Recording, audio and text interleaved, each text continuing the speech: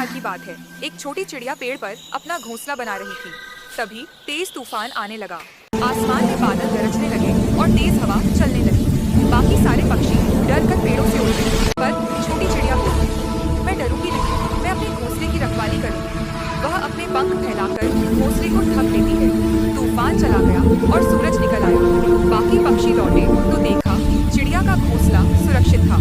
सबने उसकी हिम्मत की तारीफ की। कहानी की सीख, मुश्किल समय में डटे रहना ही सच्ची बहादुरी है।